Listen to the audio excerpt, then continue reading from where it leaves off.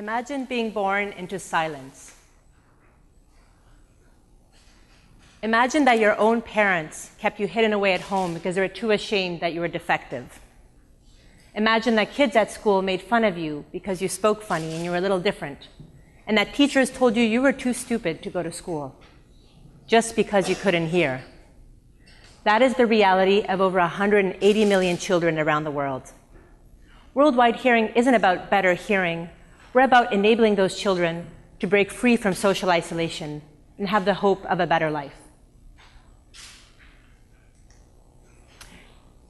Let us not also forget the 400 million adults who are too poor to afford a hearing aid. When you're poor and you can't hear, your world is a prison. You may have heard of Helen Keller, who was both deaf and blind, and she said that of her two misfortunes, deafness was harder.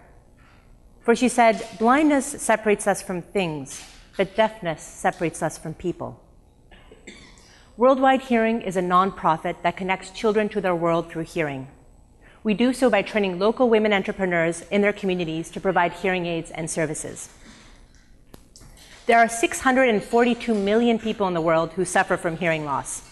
About half of those have disabling hearing loss, which means that without access to amplification, they can't function normally in society. 80% of all these people live in developing countries, and fewer than 1% have access to hearing aids. The good news is hearing aid technology exists, but there are big challenges for access. First, hearing aids are way too expensive. They're sold for an average $3,000 per unit in North America, which is simply unaffordable for most people in developing countries.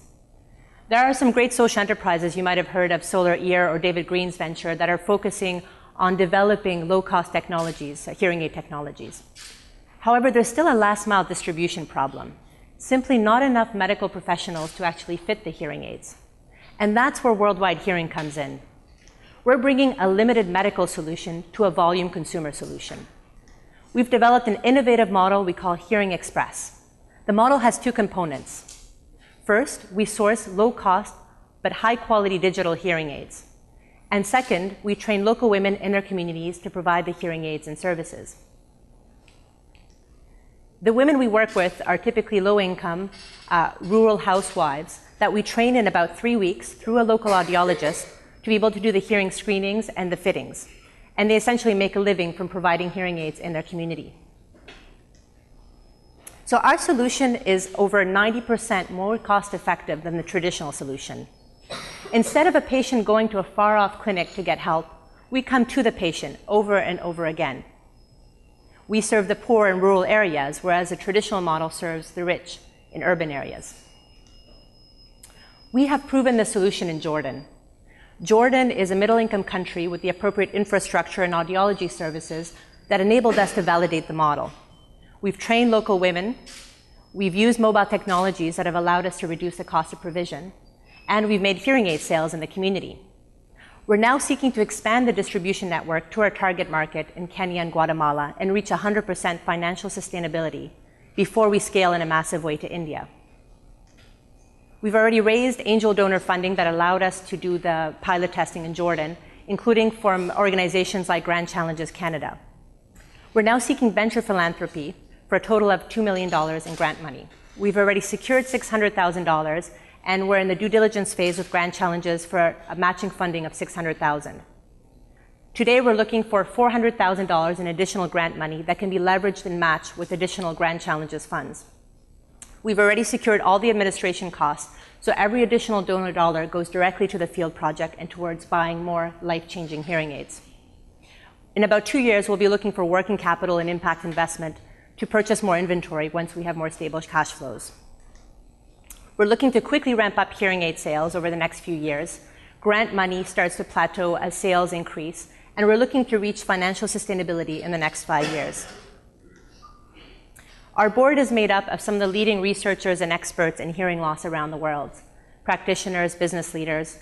Our chairman, Claudio Busandri, was diagnosed with severe hearing loss at the age of 5, and thanks to early hearing intervention, he was helped and had a very successful business career, ended up retiring as a CEO of an $8 billion pharmaceutical distribution company. He's now very committed to giving back. Hearing loss is a global problem. We have an innovative, field-tested solution to help bring hope to millions of people, including these girls who are hearing impaired. We're seeking to scale to Kenya and Guatemala, and we're looking for you to be a pioneer donor to help us change the lives of millions of people. I just want to tell a little story of a recent boy we met in the field. His name is Mahmoud. He's 8 years old. And he was hearing for the first time when our female technicians were fitting him with a hearing aid.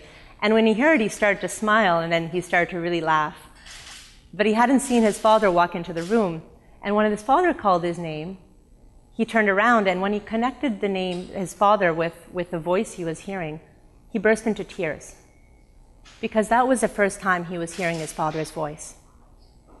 And that is really what it's all about. It's connecting children to their world. And he's going to continue hearing his father, his mother, his friends, and his colleagues at school. And we know that we've brought hope to a new life. Thank you very much.